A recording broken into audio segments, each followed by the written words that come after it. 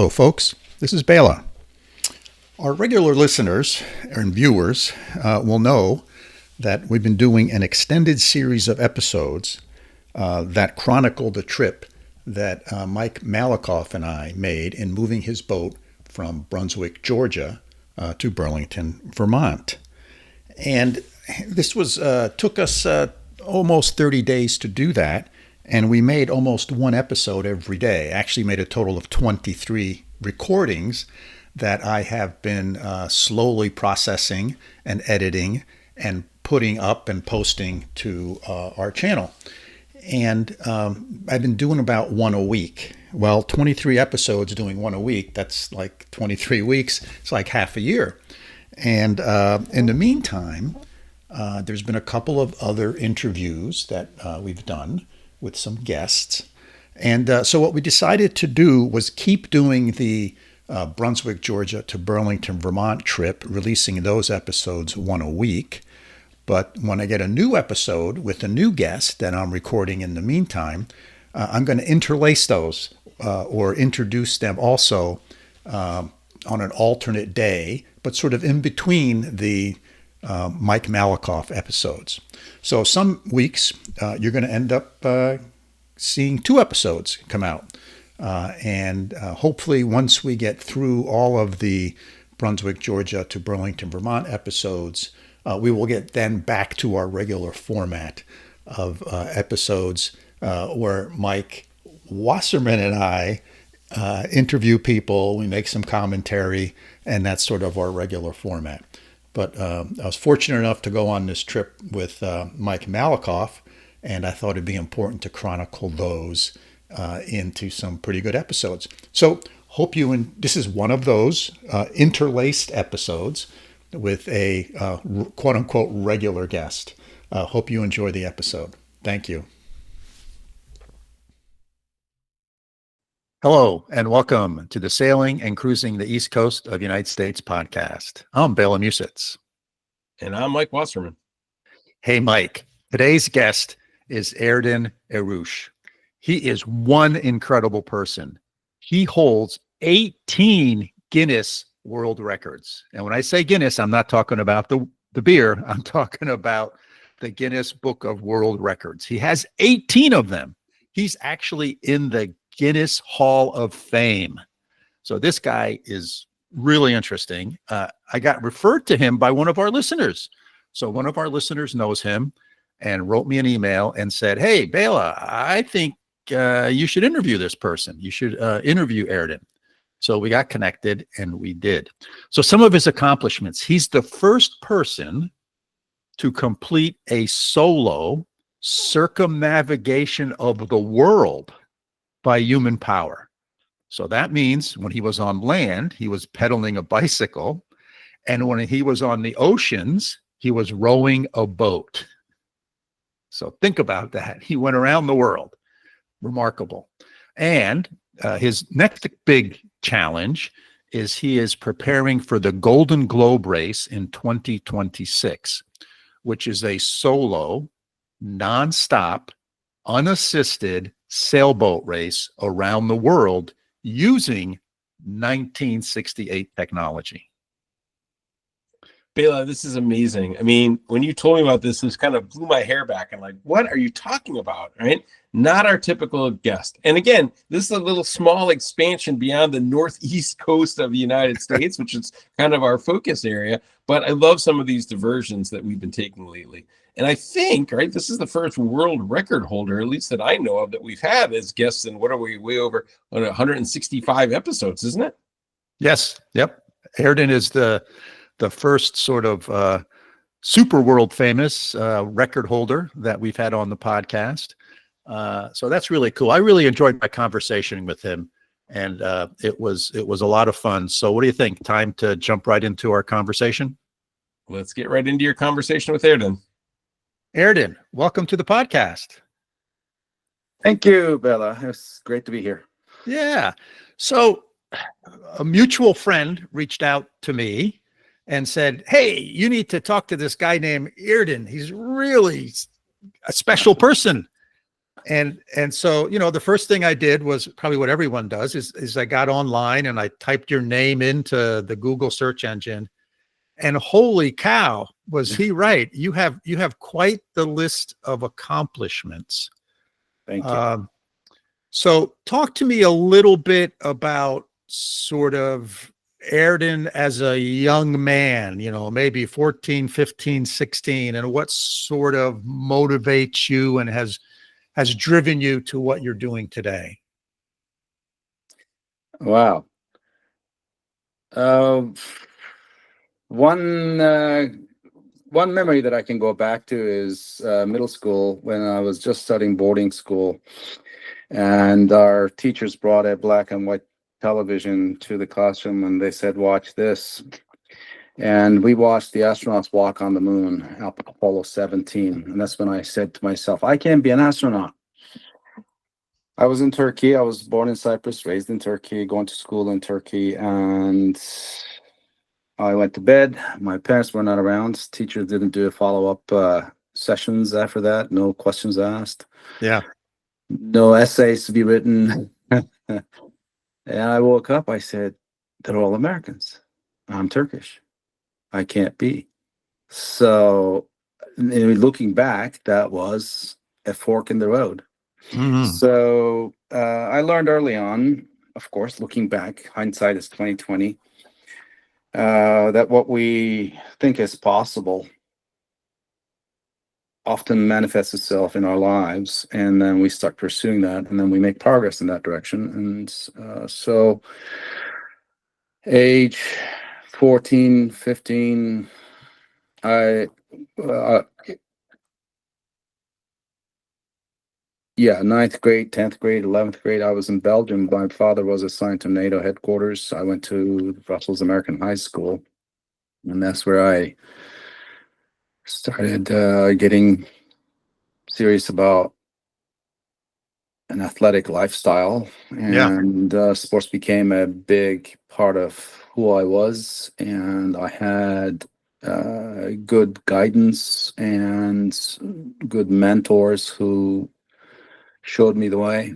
And my life took a different turn there.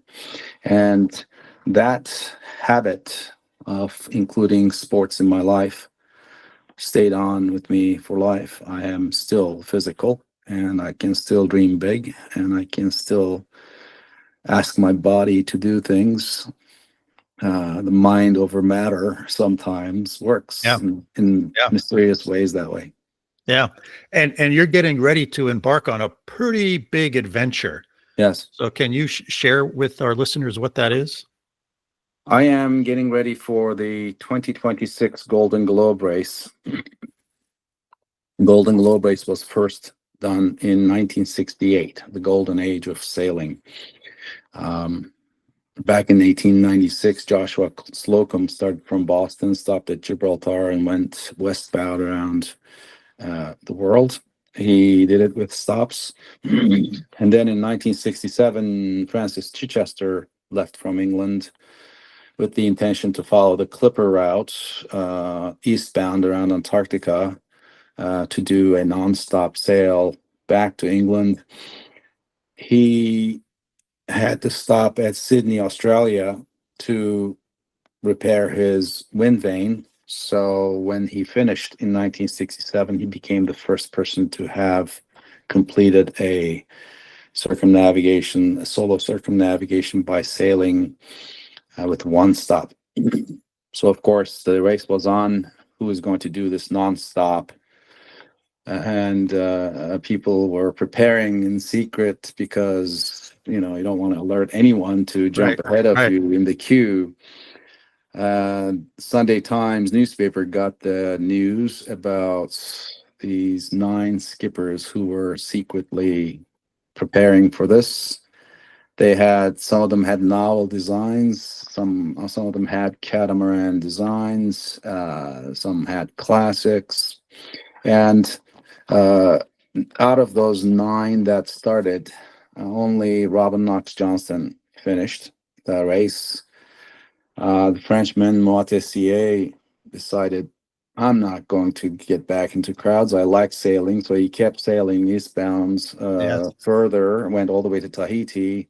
So he went another 2/3 around Antarctica before he beached his boat.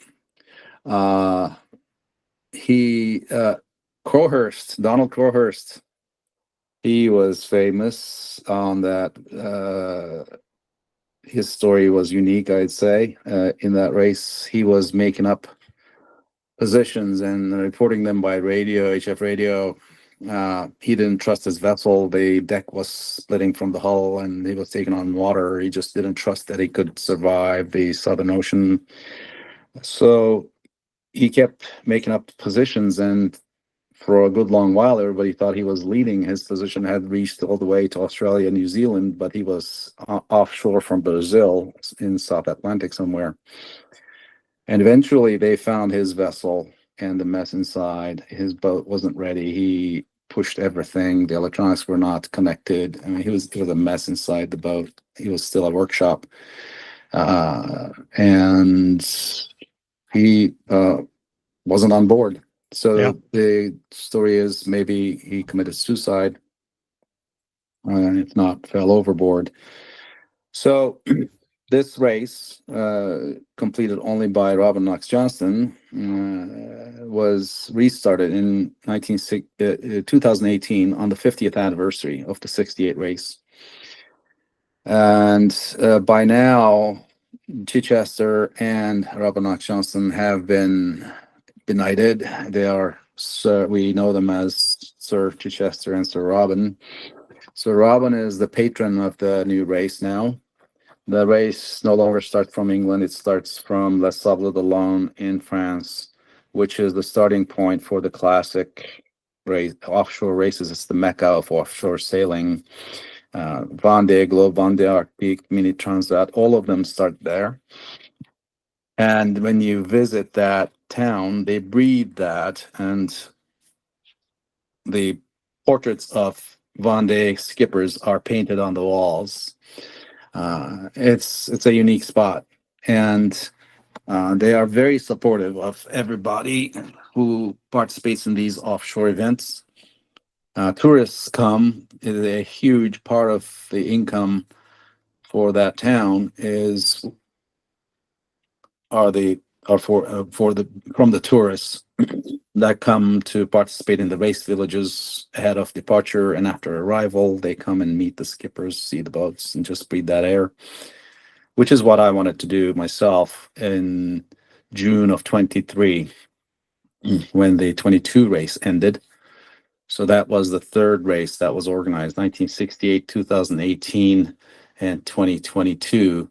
Yes. Out of these three races, only 9 skippers have finished of all the starts. So 2018, 9 started. 2018, I want to say, I think it was 16 or 17 that started, and 18 started in the 22 race. And I may be wrong on those totals. In the 22 race, only 3 finished nonstop, and 2 finished with 1 stop. The rest withdrew or didn't meet deadlines and then finished on their own. If we take 1 stop in this race, it has to be done nonstop, unassisted. If we take 1 stop, we are demoted to Chichester class, and one has to do it nonstop.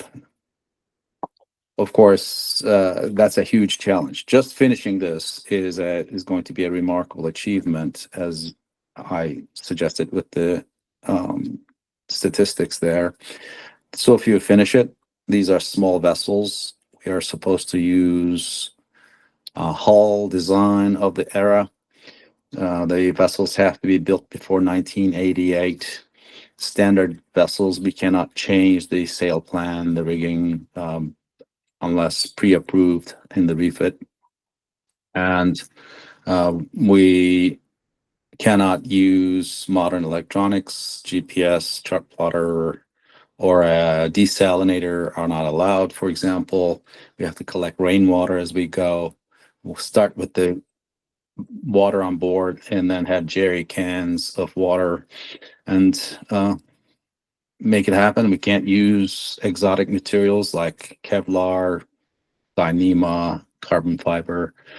At the time, fiberglass was allowed, so glass reinforced polymer GRP is allowed. That's what my boat has. The hull is GRP.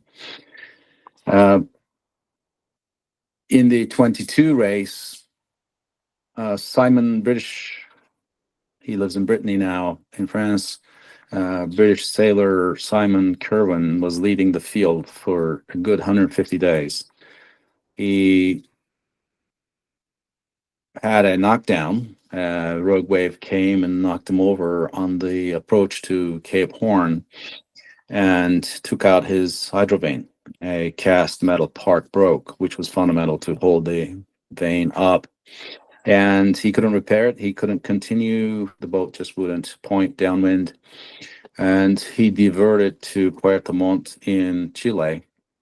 And his wife, Claire, flew in with the replacement part to hand deliver it to him so it wouldn't get caught in the customs and lose time. Yes. He spent 10 days in the process of receiving this, putting it on, and then, of course, timing the weather to head south toward Cape Horn. And he turned Cape Horn in fourth place after having led the whole time. Despite that, he caught everybody and finished the race in first place, got line honors. Kristen Neuschafer, the South African skipper, she arrived the next day. Having finished nonstop, she was the official winner of the race, and Simon got first place in the Chichester class. So when I went to the closing ceremonies in June of 23, I walked up to Simon and I said, "Are you selling?" We shook hands, and that was my commitment. I eventually paid off the what was asked in installments, and in June of 24, I went back to take the boat from him. He got the engine in working condition again after having sat all that time, a little bit of preparation, and I sailed it down to Lagos in Portugal and went toward Azores, did a big circle, a big alpha shape route to get a feel for the boat. And that sail also was my requirement for the race. I needed to have 2,000 miles of solo sailing minimum to have a valid application. And then in addition, we have to sail 4,000 miles minimum on the same boat that we're going to race. And so after working on the boat a bit in Lagos, in Portugal, I sailed from there with a friend to Fuerteventura, and then left from Fuerteventura, sailed around Cape Verde Islands and did a big loop back to Lagos, and that was 4,700 miles. I did that in February, March, and I think it was 39 days at sea doing that, and so that met that additional qualification. There are other qualifications I have to meet, so long story short, I have completed all my sailing requirements, and I have a boat. The boat is still in Lagos. This shakedown sail, this qualifying sail, had to be done using sextants and paper charts and everything. We could use GPS to verify what we were doing. And having done that, I have confidence in the methods that we will use during the race. So this is a retro race to be done using sextants and WeatherFax, HF radio. WeatherFax receives the weather forecasts over HF radio. Yes. Yeah. And yeah, I'm looking forward to this new challenge. It's a huge undertaking. Yeah. Wow. So just to sort of summarize this, because you said a lot of important things in there. This race is hopefully solo, nonstop around the world Yes, using 50-year-old technology. that's correct. So My boat no, was built in 1976. yes, there you So go. yes, 50-year-old boat. So it's interesting, right? There's not a lot of events like that. You think of most races, sailboat races or car races, they're always pushing the limits of technology and trying to Sure. apply the newest technology, Yeah. which often puts it totally out of reach for someone to be able to participate Mhm. by basically forcing you to buy an existing used boat, Yeah. right? That's 30 or 40 years old. At True. least that piece of the puzzle it may be within reach for more individuals, which that's interesting. It's a huge commitment, though, getting these old vessels to perform and to meet the requirements, safety requirements, and technology requirements of the race is just added cost. And where you find the boats may have to be where you fix it, and that may not have the best talent, best supplies, whatever. We may have logistical challenges coming and going, have to spend time away from home doing that. All of these things add up. It's still not cheap, but it is definitely cheaper than a Vendée Globe, for example, which takes anywhere from 5 to 10 million euros in budget. Right. I was at Lorient in France to take possession of the boat, and they had IMOCAs there. Mm-hmm. And these IMOCAs have their hangars, right? And they have more than one IMOCA team based at Lorient, and a 24-ton, I think it was, crane sits waiting on the side to put them in the water and take them back out. To take him sailing, the hull gets on a crawler in the hangar, and then I can't remember how many axles this thing has, in 24 wheels or 36 wheels, whatever. This crawler sits under the hull. Somebody walks next to it with a remote control down the streets of Lorient all the way to La Base, the station, and then brings it under the crane. And by then they have already brought out the keel that sits 20 feet down. I can't remember now. There's a big bulb and a keel. So this thing sits inside a two stacked 20-foot containers with the hand-driven crane just to lift it up.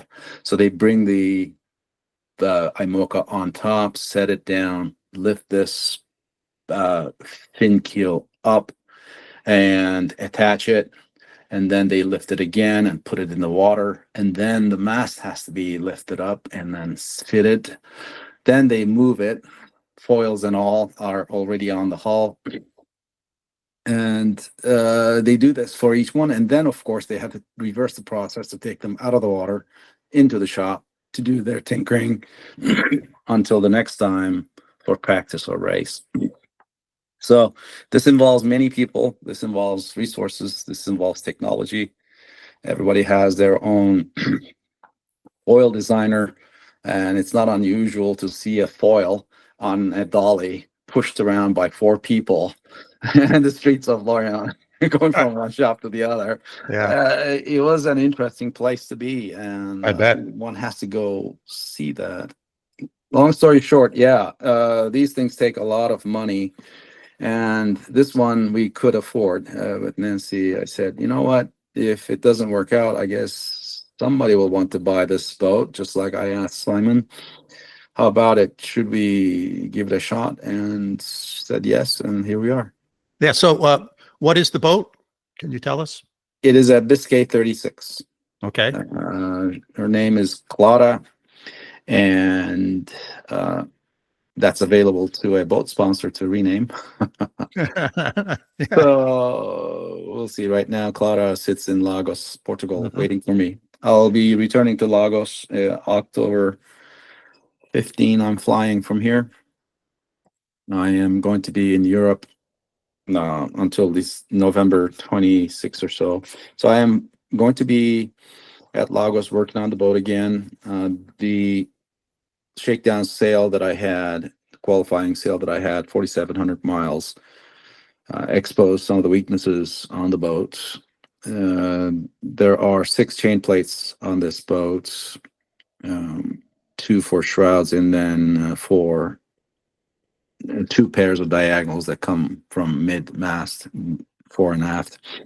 And one of the diagonals chain plate broke. The chain plates were made with 2 screws welded on either side of the plate, held down by L brackets on the inside against the bulkheads and such. And one of those screws broke, and it was hanging on with 1 screw. It had just lifted up like this, alligator, and taken on water down that hole. I couldn't figure out why the water was coming in, and eventually I saw that, and I saw that 7 miles left to port, to the marina when I returned after all that distance.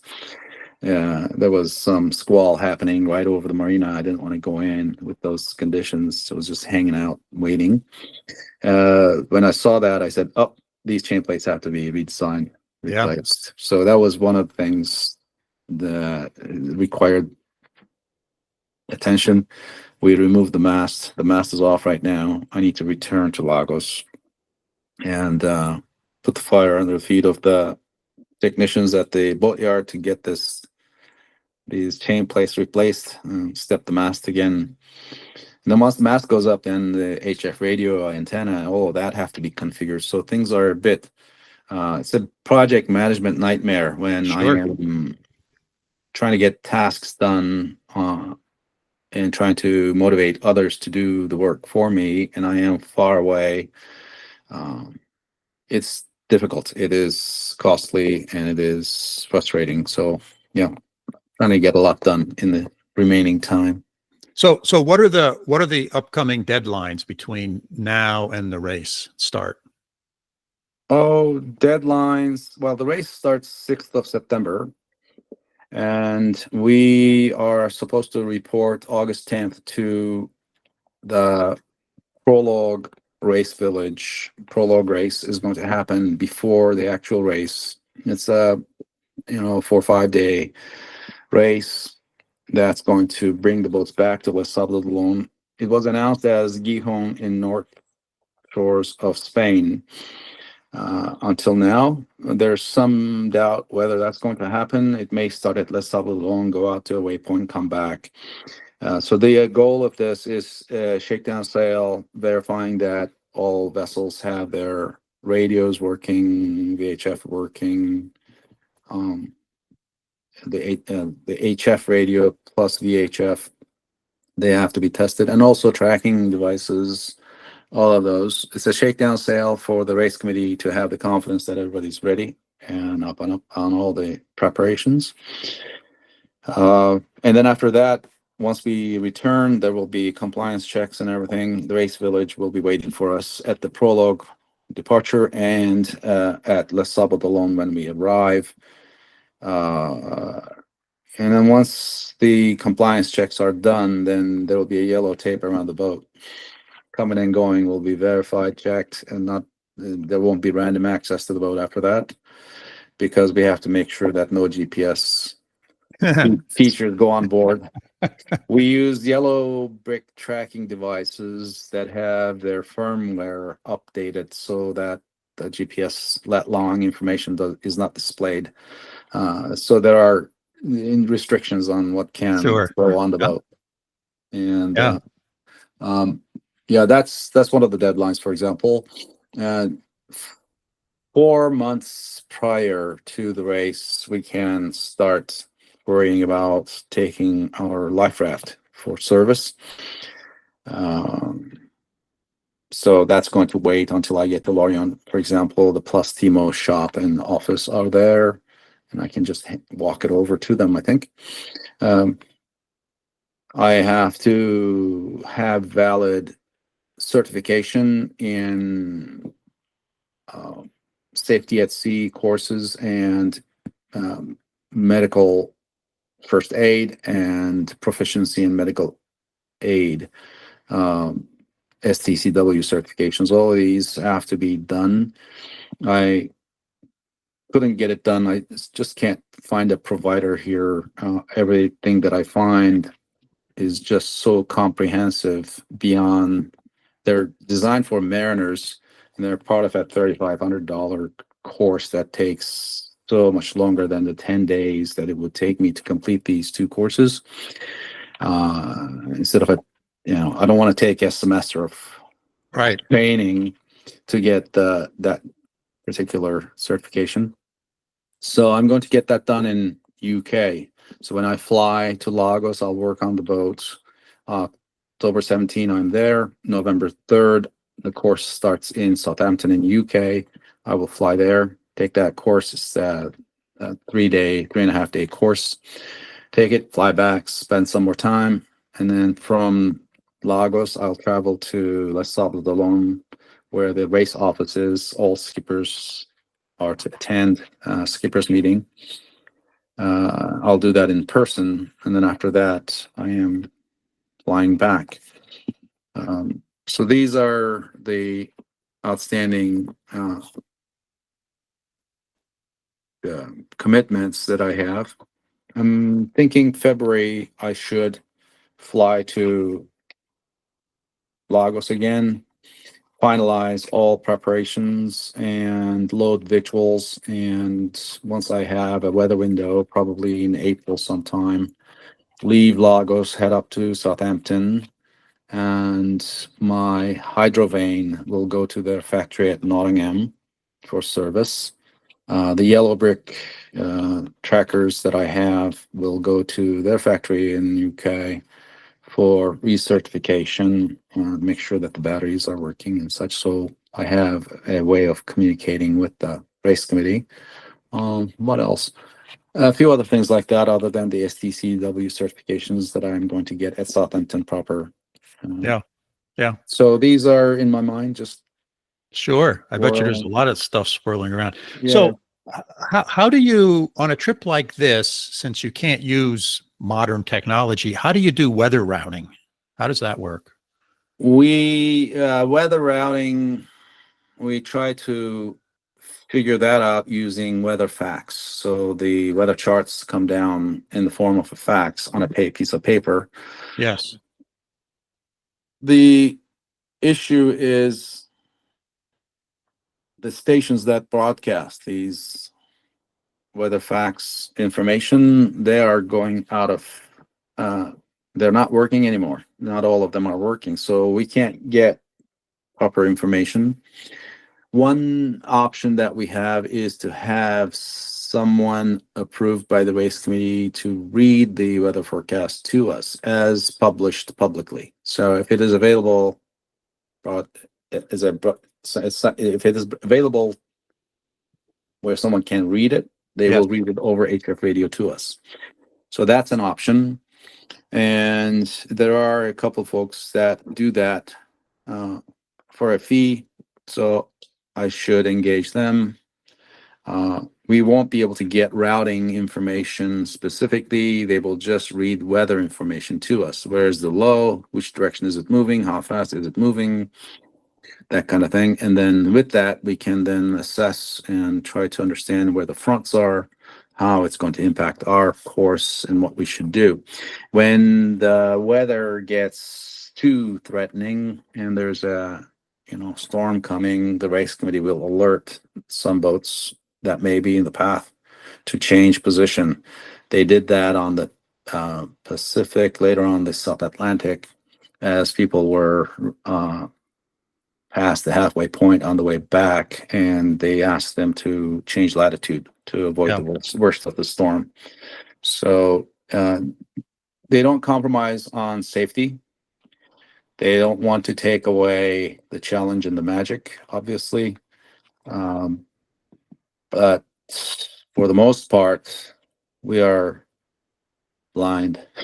Yeah. You're really on your own.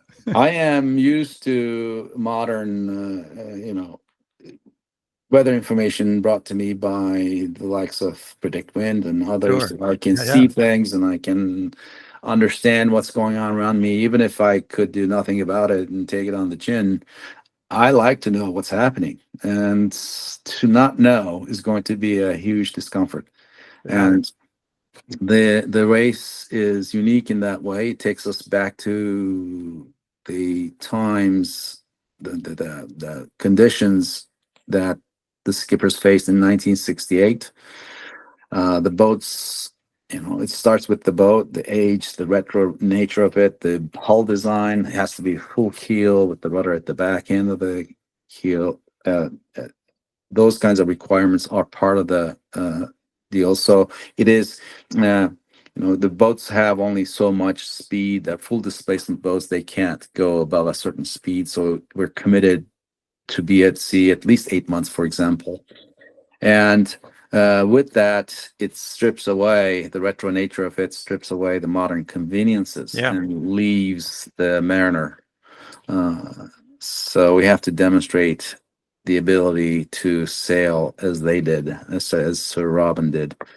That's a huge challenge and a requirement.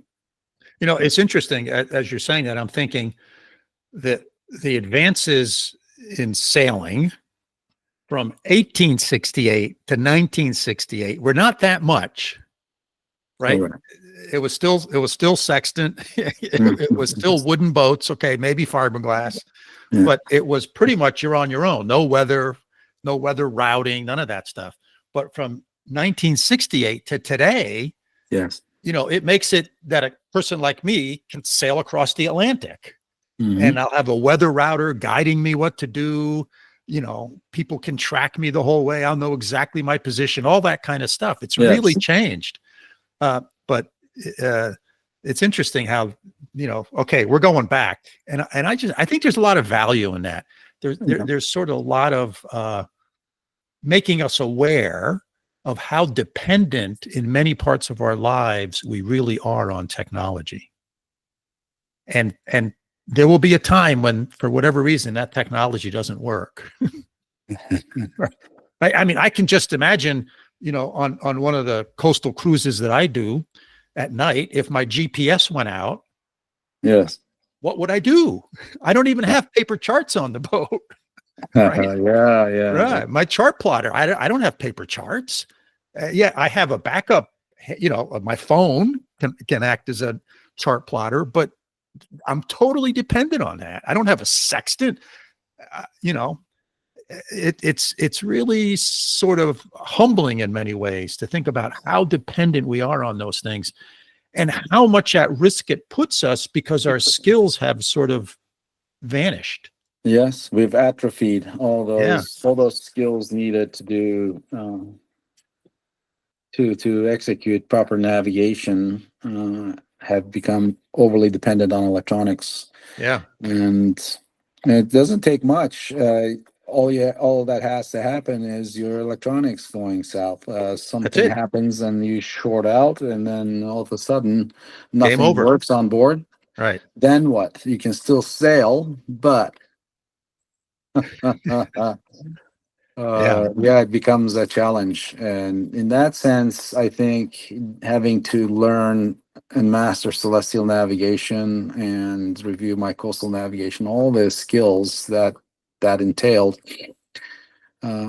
was a growing process for me. I like that. It's a nice challenge, and so one has to become the skipper that could. So I think that's going to be a growth process for me as well. Yeah, sure. I haven't ever been to the Southern Ocean, so I don't know what I'm going to face. I can only imagine. Keep reading accounts of others, and they make it sound scary. Maybe it's embellishing because the book has to sell, but still, there is some truth to that. And there's a long list of around the world sailors who have been demasted and or rescued in the Southern Ocean. Absolutely. So nothing to be taken lightly. I think I am definitely aware of that. So the key to this race will be to minimize mistakes. Mm-hmm. And even in buoy races, those who make the fewest mistakes with comparable vessels, those who make the fewest mistakes win. And it's not going to be any different on this big, long race itself. These boats are not fast. The fastest time will be the shortest distance sailed. Diverting too far away from our course is not going to gain us any advantage. Right. Right. So weather routing is secondary. If you follow the clipper route, really the traditional paths that the ancient mariners followed will be good. It'll be good enough. I just have to bring the boat home intact. So that'll be my primary goal. Take care of myself, take care of the boat. Do not put more cloth than necessary up in the wind, and don't break the boat, really. Yeah. And my goal is to finish primarily, and then we'll see how that places me. I have a light, fast, agile vessel. It's 7,000 kilos, while 7,100 kilos is the weight of the vessel. Kirsten had, I think, 11,000 or something much heavier, more displacement. As such, she had a bigger sail plan as well. She had a bowsprit and everything, a taller mast, I believe, as well, to drive that boat and that weight through the water. This vessel is a masthead design, the rig, and there's no bowsprits. So it's a different design than what Kirsten had or some others will have. Without a bowsprit, I have less sail to put up. It's a lighter vessel though, and so it'll move just as fast. Again, these are all full displacement boats, so at some point it doesn't make a difference. We all move at 6 knots on average. Right. Seven, 8 is All a speed. fast day. Yeah. Yeah. So how many entrants are they expecting in this race? The limit is 30. At 30, it'll go to waiting list. We had 28 entrants until now. These are all provisional entrants. All of us are, until we meet all the requirements. For example, I still have to complete the STCW certifications for medical first aid and proficiency in medical aid. Those two courses, total of 10 days of training, I have to still receive. So once all these are done, and then the compliance checks are done on the boat, then we become official entrants. Got it. We had 28 until now. One has retired, decided we're going to postpone to 2030 or not do it at all. I don't know the full story. So we have 27 at this time. The limit is going to be 30 skippers. So Okay. going from 18 in the 22 race to 30 now means more stories to share, a busier social media offering by the race committee. This is a professionally run event. Just the tracking page of the 22 race got 30 million clicks, which was a 10-fold increase from the 2018 race. So the popularity of this race is increasing. The equivalent PR value of all the media was judged to be 213 million euros. Over 200,000 visitors came to the race village at Les Sables d'Olonne. It's just very popular. It is a huge opportunity for branding and visibility. And I'm trying to explain that to potential sponsors and see what traction we get.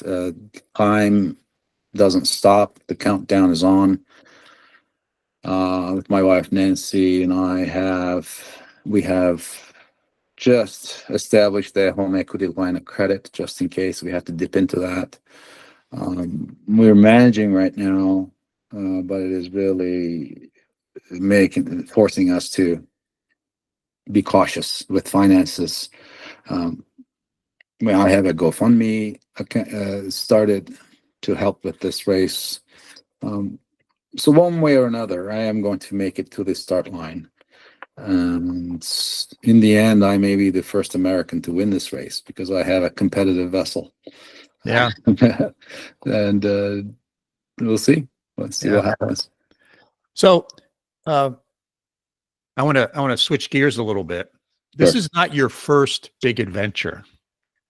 Sure. You have rowed a boat Yes. around the world. Not exactly. I've crossed the three major oceans and all connecting bodies of water to get from one continent to the next on my way around the world on a human-powered journey. So I am the first person to have completed a solo circumnavigation by human power.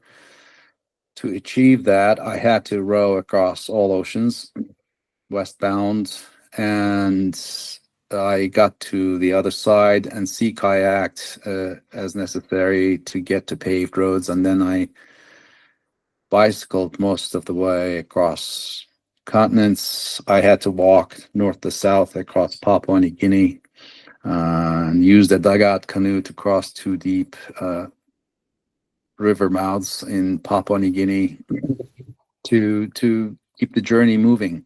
That took me 5 years, 11 days to complete, and by the time I finished, 5-year, 11 journey got me 15 Guinness World Records.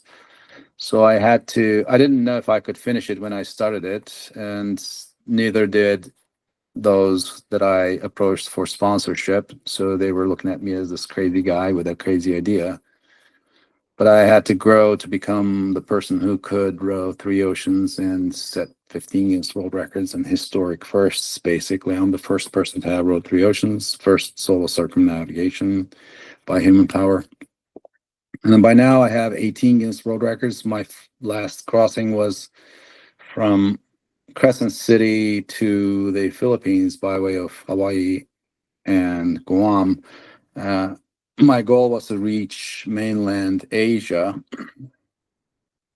but I couldn't continue across the South China Sea because China was closed due to the pandemic. They wouldn't give visas. Myanmar wouldn't give me a visa because of their civil war. So my path west was shut down. I called it done at the Philippines, and that was registered as the first row across the Pacific Ocean from North America to Asia.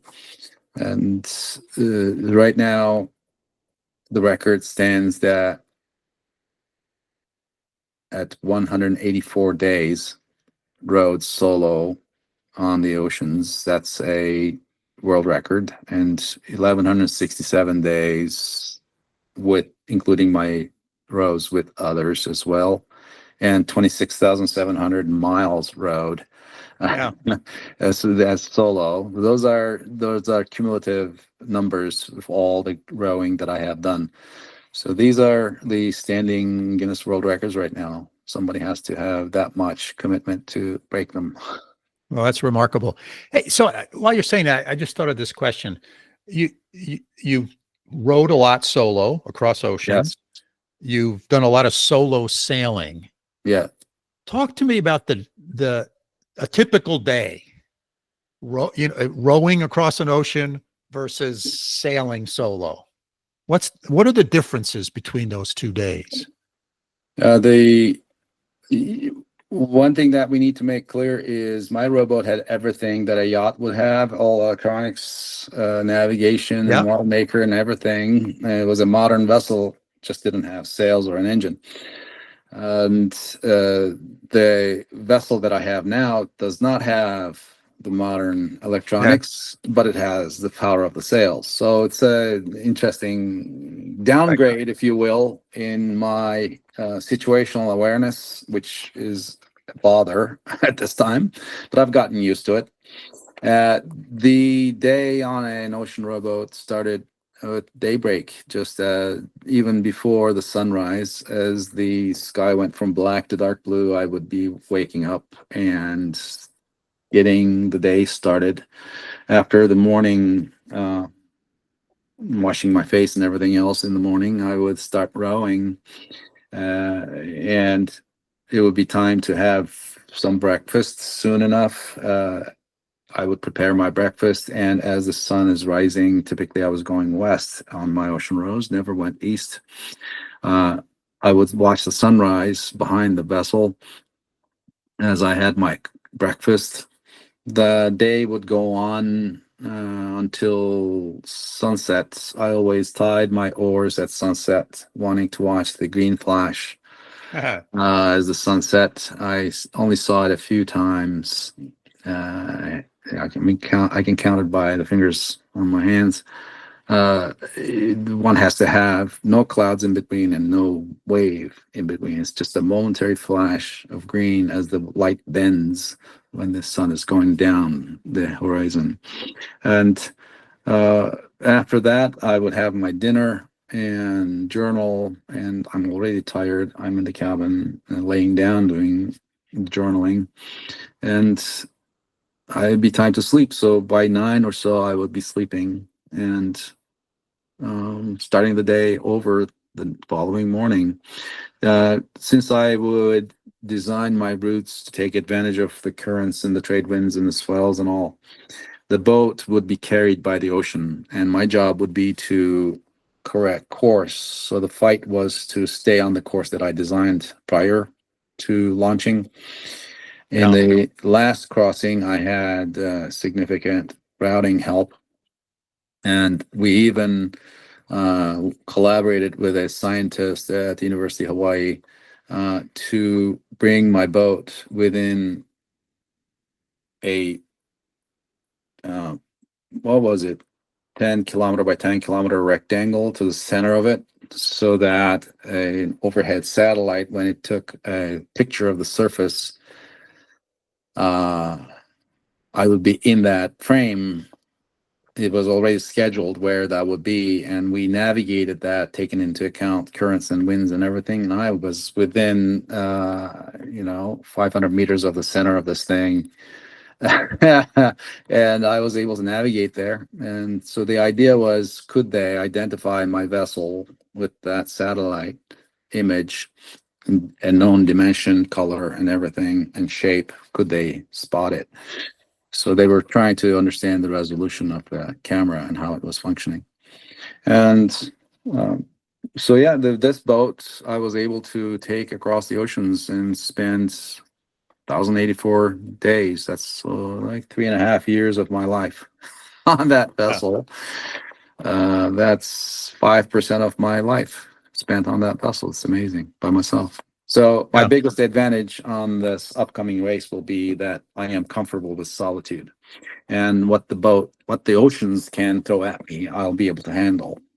A sailboat clearly is safer. However, I will be pushing that boat into more risky situations, bigger seas. When I designed my routes for rowing, clearly I was taking into account the seasons, storm seasons, storm tracks, all of that, to make sure that I was at sea outside of the storm season. So if the weather got bad, the seas wouldn't be life-threatening, and it would remain manageable. And that was part of the calculation. In this one, the only thing that we are really taking into account is the seasons. The departure is in September, and as we are navigating in the Southern Ocean, we would reach around Christmas time, sometime in December, we would reach Hobart and then bring the boat back. So when it's their summer, we'll be sailing down there.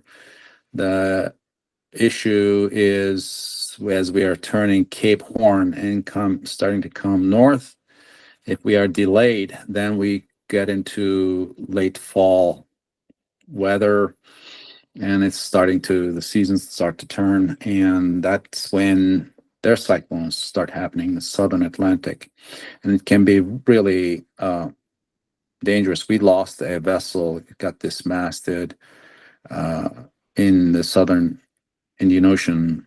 Ian Herbert Jones lost his vessel, had to abandon it, had to get rescued, for example. He had turned Cape Horn, got past Falklands, and a huge storm came by, 90 knot winds, and just took him out. Yeah. That's a possibility. So staying on pace and hitting these gates is going to be critical. So we will swing by Marina Rubicon on the south end of Lanzarote for a film drop. We will reduce sail, and the race committee will come out of the marina to pick up SD cards from us to use on their YouTube channel and hold a microphone to us and interview us, check for sanity. And then the next stop was Cape Town in the 22 race, but we lost one boat southeast of Cape Town in the last race. Tapio Lehtinen, the Finnish, the sailor from Finland, lost his boat there. We think he hit a container. It was a fast sinking, and Kristen had to go pick him up, actually. During this race, we are so far away from regular shipping routes that often the competitors will be the closest ones to go help another competitor. Yes. So, we will be looking out for each other, and we will be in radio contact on scheduled calls weekly. Yeah,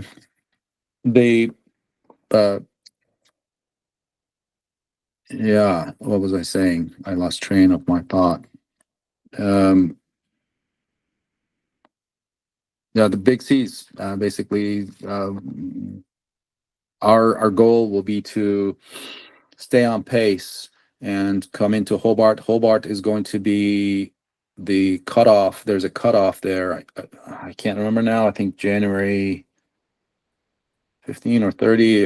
There's a deadline there. If we get there after that deadline, then we're out of the race. I see. They don't want to take responsibility as one sails further toward Cape Horn, because to get around Cape Horn means to get to 56 South. On the Indian Ocean and South Pacific, we have ice boundary, and there's I think it was 42 South on Indian Ocean and 46 on the Pacific, or vice versa. Anyway, there's a boundary south of which we are not going to descend to avoid any encounters with ice on the water for safety's sake. But at some point, we need to turn toward Cape Horn to get around that, and that's a risky spot. And we need to be there on time and clear that and keep going. So it'll be a race against time. The biggest challenge for us is going to be to keep the boat intact and keep it from getting damaged in these big seas. I may have to drag warps of lines, or just put the chain at the end of a line, and not necessarily anchor itself, but chain, just to create some drag from behind the boat to keep the boat pointing down. We may have to use head sail only, lower the mainsail, who knows, just keep the bow down when the seas get big, so that we're square with the waves. The issue is when these fast-moving low-pressure systems come and pass, they will bring the wind from the southwest first, and then as the wind comes closer, I mean, it's going to go southwest, west, northwest kind of pattern. And then what it's going to do is it's going to create wave trains that are crossing each other, and cross patterns of waves on the water is always dangerous. It creates boxing seas, and the peaks add and the valleys add, and then these peaks then collapse and become breaking waves, and they become towering monsters that can just wrap the boat and take it for a roll. Um, these vessels have stepped masts, so the mast is held up by the shrouds and stays, and it's just sitting on a knuckle on top of the deck. So it's a deck step mast, not a keel step. Correct. So mine is that way, and that is actually a safety feature. So if it rolls, then you don't have mast breaking and damaging the hull. The hull stays intact. Right. That's one enclosed envelope. For that reason, we have to demonstrate, for example, ability to sail under jury rig. We are required to have 2 spinnaker poles of identical size so that we can set up an A-frame and rig it and then sail the vessel home. One of the requirements is that we sail for 5 hours, sea conditions 15 knots or higher, a triangular course for 5 hours, the longer leg being on beam reach, and document this. So we need to be able to set it up, and we need to set it up alone. We can have others on board filming or taking photographs for the sake of documentation, but they can't help us in the process. So we need to demonstrate the skills to sail this boat under such conditions.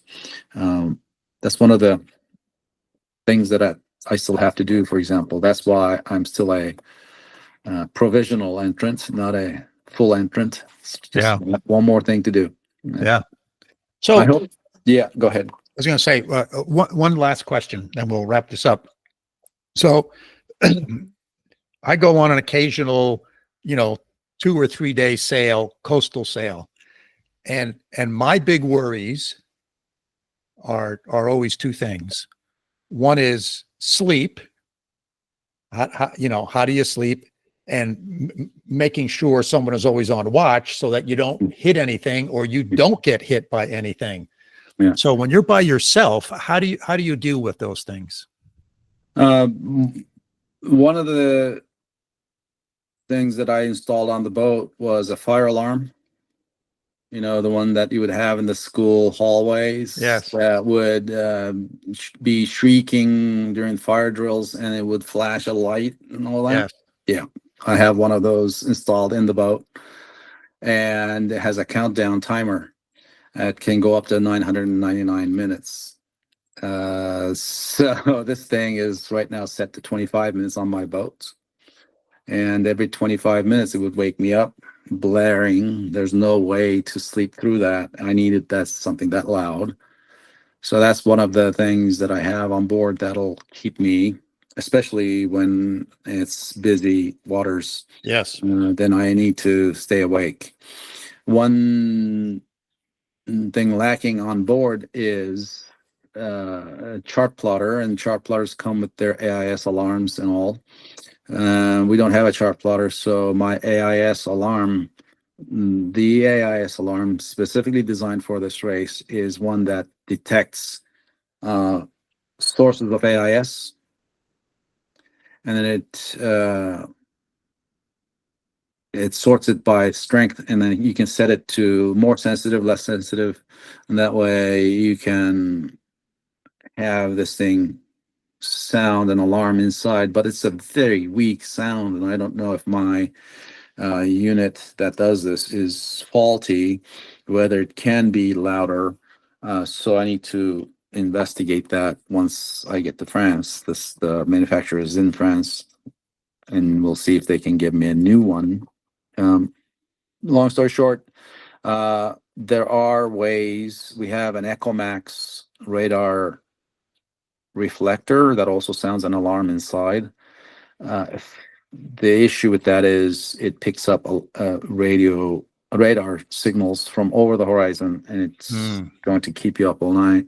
A lot of false alarms. So yeah, a lot of false alarms, and that takes away the value at some point when it starts ignoring that one. No, so that reminds. Do you have radar on the boat?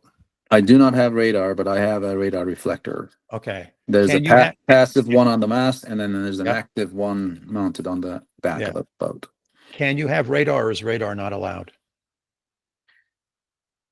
I haven't asked that question. I don't have it on my boat. In '68, they certainly had radar. I don't know if they had portable units that could go on a boat, but yeah, the boat that I have is a masthead unit. For me to have a radar, I would have to have it mounted in front of the mast, probably, and then it would interfere with the Genoa and everything as I'm tacking. And then since I have a cutter setup, I have to furl the Genoa all the way before I can tack the boat, and then often I have to turn on the engine to be able to bring the bow around, and then turn off the engine after setting the sails. I mean, it's a different mode of sailing. So radar, I do not have. I'm not sure if I could put one on my boat, even if I wanted to. Yeah. I mean, it would require a display. It would require a whole set of requirements of its own. Yeah, I haven't even thought that through. And probably a lot of electricity too. Possibly, yes. Yeah. I think those old units. Yeah, old analog units typically use a lot of. I installed 350 amp hour, 350 watt, at hot peak capacity solar panels. These are walk-on solar panels that are glued on the deck, and I also have a hydro generator, and I'll be able to take on science, and I will have enough power to do that. So I haven't found the suitable science to take on the boat. We'll see. A select few of the skippers will be participating in a documentary project where we will capture footage and tell the story and then upload that using Starlink. It'll be a one-way setup where we upload footage, and then we will get by text messages to, answer this question, capture this footage, that kind of thing, to keep it interesting, I think. And that's going to be an ongoing series. Oh, nice. They're in negotiation for this, so it could be a nice multi-episode undertaking. So stay tuned for that. I'll be notifying everybody. Yeah. Hey, Erdin, this has been really just a pleasure chatting with you. I've learned so much. You are an extremely interesting and clearly driven person. Thank you. I appreciate that. It's been a pleasure chatting with you. Thank you so much for being a guest on the show. One last thing. Yes. Is there anything that I did not ask you about that you would like to share with our listeners? Sure. We can get, your listeners can get more information on my website, erdeneruc.com, ERDENERUC.com. That has information about my background. There will be a tracking page there as well. I should set it up to show where I am. But more interestingly, if you go to goldengloberace.com itself, you will see the skipper profiles, history, context. You will see a live link there. There will be links to their social media, especially the YouTube channel, as they tell the story of the competition. You'll be able to see all skippers on the display there. So it's a real-time event, that tracking page. So you can be one of those 30 million clicks. Very good. Well, I will make sure all of that information about the Golden Globe and your website, that's in the show notes, so people can find it there. Wonderful. Erdin, thanks again. Have a great day. I appreciate the opportunity. Thank you. You betcha. Bye-bye. Bye. Wow, Bela, an amazing story, an incredible interview. Where do we start? Oh, man, I don't know, so many things. So to me, one of the really interesting things was when he talked about his early childhood and how he watched the lunar landing on the moon when he was a little kid, and he said, "Hey, I want to do that. I want to become an astronaut." And then he came to the realization there's no Turkish astronauts. He's Turkish. So he said, that might not work for me. Let me think of something else. And so he started on this quest of what are things that I can do. He's got this wanderlust and adventurous spirit. And so he decided to sort of become an adventurer, I guess is the best way to put it. So let me just put some perspective on this for his accomplishments. So he went around the world, human powered. So there have been 12,884 people who have climbed Mount Everest since 1953, which was the first time that happened. And there have been 180 people who have sailed around the world solo, unassisted, which the first one of those happened in 1968. There have been 12 people who've walked on the moon. The first one of those happened in 69. And there's been one person who has human-powered circumnavigated the globe. So he's in some really unique company here. And if you think about those numbers, man, you say, how many people have been to the top of Mount Everest? That's a lot of people, over 12,000. But only 180 have solo sailed around the world unassisted nonstop. So it's a pretty rarefied group of people. And it's I don't know. I just find people like this super interesting, sort of what motivates them, what drives them, why they do these things. What did you think, Mike? Yeah. And the perspective you're taking on this is cool. And I think when you go back a step and you think about when he was describing him as a boy, as a child, and this idea of dreaming and setting goals, there's so many kids in the world from a variety of backgrounds, and this idea of the power of dreaming and the power of hope, I think, is so powerful.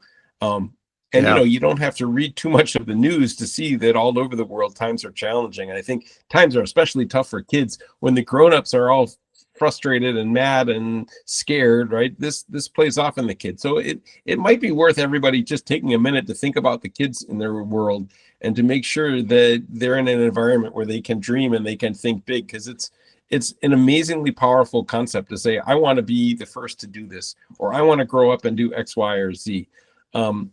So this idea of raising kids to accomplish amazing things, you have to set them up in ways that they're free to dream and they're free to chase these things. So I think this is a beautiful story. Now, my other thing was, I've never heard of this Golden Globe race, honestly, but it's fascinating, right? This idea that people do this is amazing to me. So I had to look it up and do a little research, but sure enough, what were your thoughts on this Golden Globe race? Yeah, I think it's something pretty special. While you were talking there, it reminded me of something. I have heard several interviews, maybe a dozen or so, with very accomplished people. And I just thought about this. Erdin said he can remember the point in time, right? He can remember watching the landing on the moon, and that was a life-changing moment for him. And I reflect back on many of these interviews I've heard with other very accomplished people. Many of them had one moment in their life, often as a child, that sort of set the course for them. Maybe, Erdin is not going to walk on the moon, but it set him down this path. And I reflect on my own childhood, and I can't think of any one thing that sort of eminently defined my life. I can think of a bunch of things, but not one thing. So I don't know. It's just sort of interesting how for some individuals, it's one thing that sort of sets them down a path, whether it be they're going to be a musician, or whether they're going to be an astronaut, or whether they're going to be, a physicist or whatever, an artist. And for the rest of us, maybe there's just, there's a whole bunch of mishmash that sort of, I take this random walk. But anyway, back to the Well, Golden wait, Globe. Bela, Yes. ask your granddaughters, ask your grandkids, right? Next time you see them, well, if you can do anything in the world, what would it be? Maybe some of it's just asking the right question, you know? Could be. Try it. Could Let be. me know. I want a full report. That's a good idea. So back to the race. I think this is sort of interesting, right? This was started 2 races ago where the Sir Robert Knox Johnson, who's one of the organizers, said, because what had happened is there's been this thing called the Vendée Globe, which is what I describe as the high-tech version, the high-tech sail around the world solo, where it takes $20-30 million to do a campaign, as they call it, to sail around the world. You got to get a special built boat. You got to have a land crew. You have all this high technology, and these boats go really fast and they go around the world.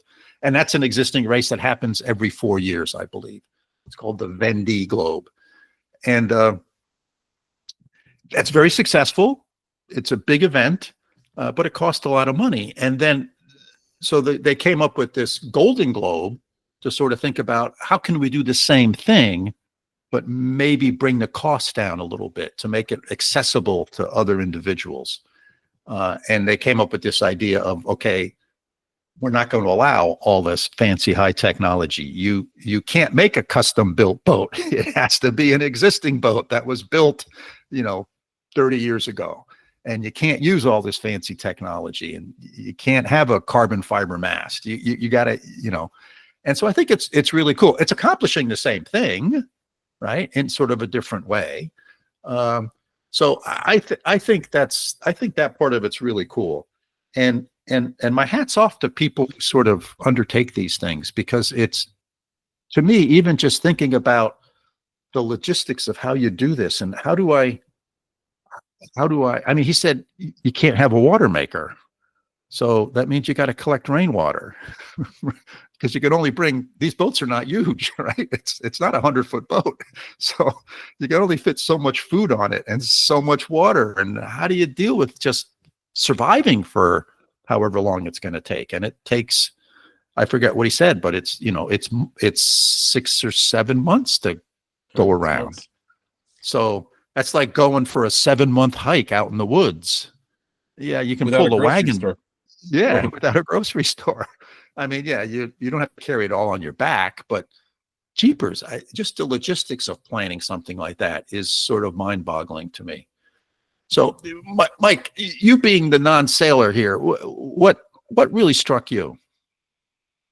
Well, one particular element that I wanted to ask you about is, the GPS system could go out, right? It might not even be your boat. It might be something bigger. Yes. And I think you told me once that you learned how to use a sextant when you started sailing, and you know how to use one. Would you consider adding a sextant back into your gear? I know every kind of ounce counts in your boat, but is that something you ever thought about before this conversation? Because that really hit me, like that might be a good thing to have, just in case.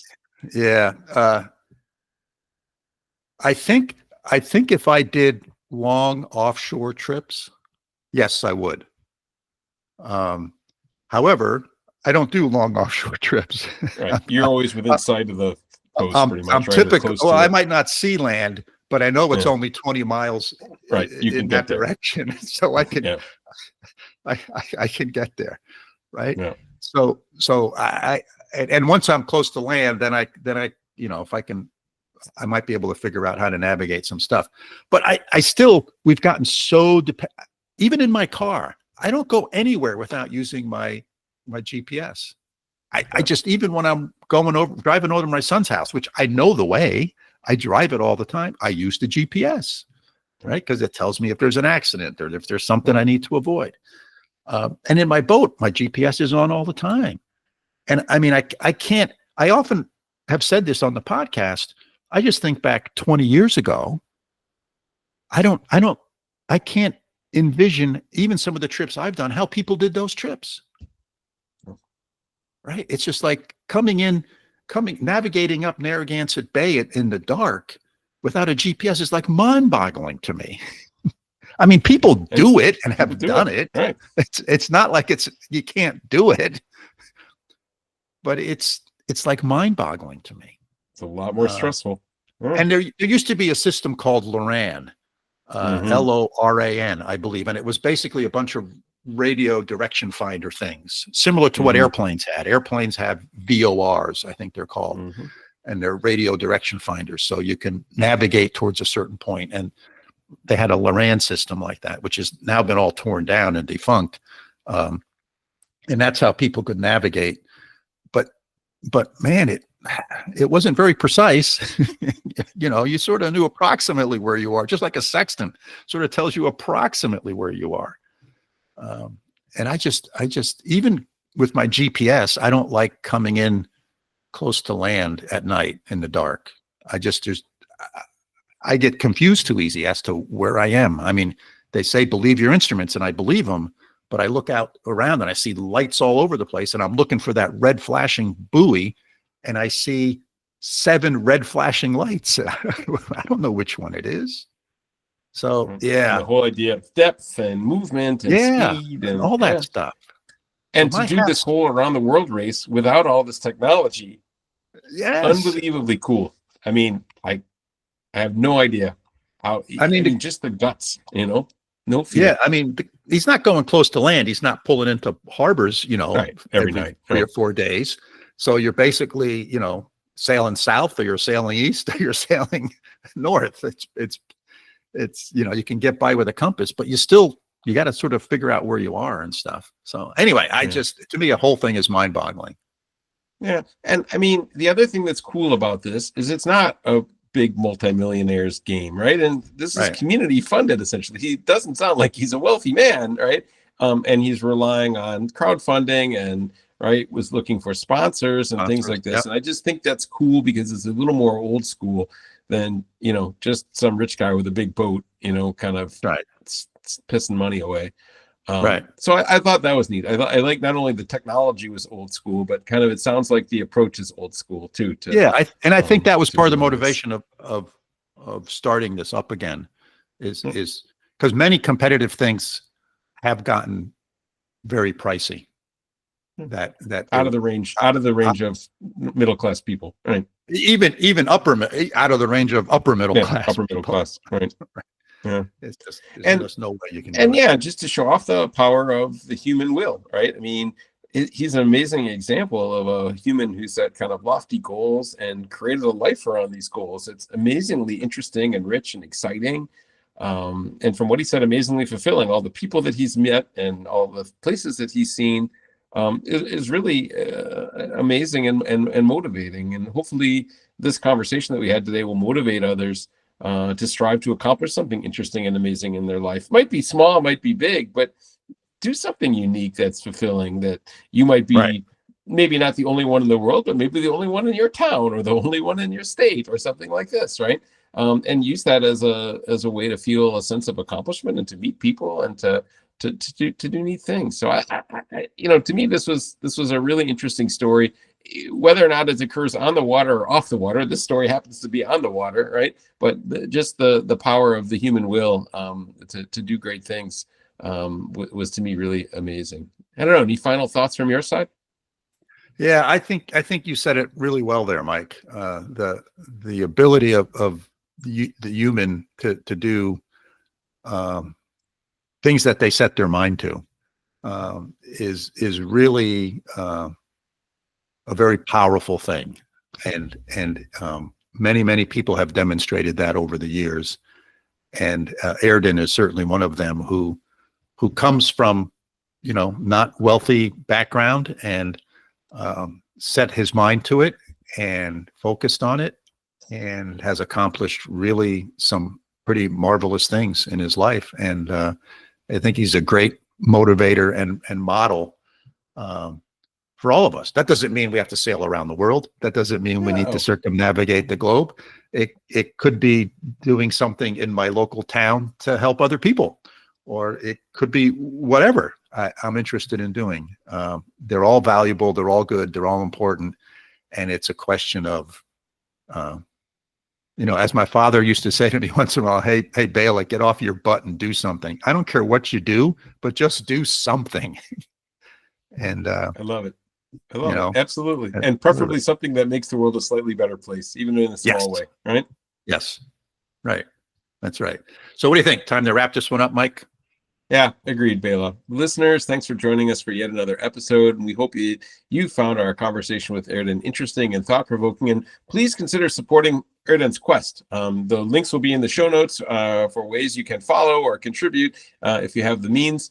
And of course, as always, if you have questions about what we've discussed or other cool recommendations for people we should interview, please get in touch with us. Our email is sailingtheeast, that's all one word, @gmail.com.